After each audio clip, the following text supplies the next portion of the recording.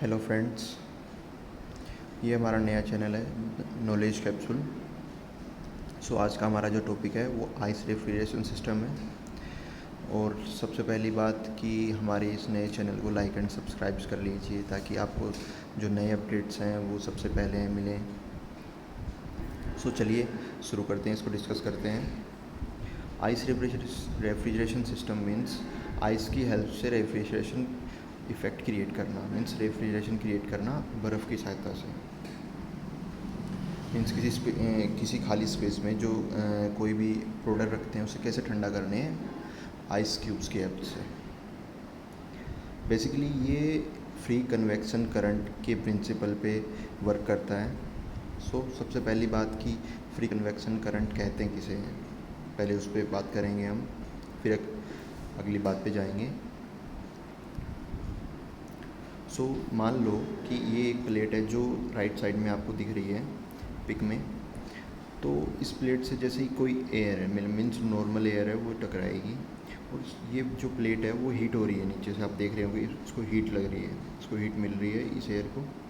और जैसे ही वो एयर इससे टकराएगी प्लेट से तो वो उसकी डेंसिटी है वो कम हो जाएगी। डेंसिटी मीन्स घनत्व है जो इसका कम हो जाएगा एयर का, जिससे वो ऊपर की ओर उठेगी। मीन्स वो हल्की हो जाएगी और ऊपर की ओर उठेगी।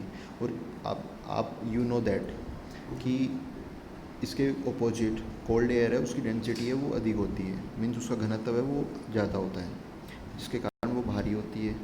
और फिर उसी के और जो फिर उस एयर का जो स्थान है वो कोल्ड एयर ले लेगी। मीन्स जो जिसकी डेंसिटी अधिक होती है तो फिर वो वापस नीचे आएगी, और नीचे आएगी तो फिर वो प्लेट से टकराएगी और फिर से हीट होगी और फिर वो वापस वो ऊपर उठेगी। इस तरह ये नेचुरल सर्कुलेशन बन जाता है जो चलता रहता है, जिसके कारण जो है वो आइस रेफ्रिजरेशन इफ़ेक्ट है वो क्रिएट होता है आइस की हेल्प से, बर्फ़ की हेल्प से। तो मान लो ये हमारे पास एक इनक्लोज्ड स्पेस है। अब इसकी वर्किंग के बारे में हम डिस्कस करेंगे। ये हमारे पास एक इनक्लोज्ड स्पेस है और इसके अंदर ये हमने जो सिस्टम लगा रखा है और इसके जो आसपास जो रखे हैं ये प्रोडक्ट हैं जिसमें हमें कूलिंग इफ़ेक्ट की सहायता से ठंडा करना है। इसे डिस्कस करते हैं। इसके ऊपर इस सिस्टम की आप देख रहे होंगे इस पिक्चर में कि इस सिस्टम में ऊपर की तरफ आइस क्यूब्स रखे हैं और इसके नीचे एक छोटे जो हैं वो बहुत कम सम स्पेसेज हैं, स्पेस रखा हुआ है छोटा छोटा, आप इसमें देख सकते हैं इजीली। आइस के नीचे इसमें थोड़ा स्पेस रखा हुआ है। ये इसलिए रखा है ताकि जो बर्फ़ है जो वो पिघलेगी और पिघलने की वजह से जो पानी है वो नीचे आएगा और ये नीचे किससे आएगा, ये जो पाइप लगा रखी है इसे ड्रेन पाइप कहते हैं। और इस ड्रेन पाइप की सहायता से ये ड्रेन जो वाटर है वो बाहर निकलेगा। मीन्स जहाँ भी हमें बाहर निकालना है इस ड्रेन वाटर को ड्रेन पाइप की हेल्प से निकालेंगे। जैसे ही इस इनक्लोज्ड स्पेस के अंदर जो एटमॉस्फेरिक जो एयर है वो कांटेक्ट में आएगी आइस के, और जैसे ही आइस के कांटेक्ट में आएगी तो वो ठंडी होगी, और ठंडी होने की वजह से यू नो दैट कि उसकी डेंसिटी है वो इंक्रीज होगी।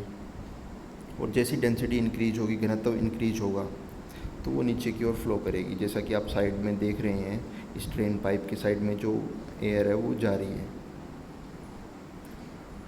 तो जैसे ये एयर नीचे की तरफ फ्लो करेगी तो नीचे से फिर से वापस से रीहीट होके, मीन्स हीट होके वापस ऊपर उठेगी, बिकॉज क्योंकि उसका डेंसिटी है वो कम हो जाएगा हीट की वजह से, और फिर वापस से वो ऊपर उठेगी और फिर से वो ऊपर उठेगी तो फिर वो वापस आइस के कांटेक्ट में आएगी और वो है वापस से फिर वो उसकी डेंसिटी इंक्रीज होगी और फिर वो वापस नीचे जाएगी। इस तरह कूलिंग इफ़ेक्ट पैदा होगा, क्रिएट होगा, जिसके कारण जो हमारे जो प्रोडक्ट रखे हैं इसके अंदर वो है वो ठंडे हो जाएंगे। इसे ही बेसिकली आइस रेफ्रिजरेशन सिस्टम कहते हैं।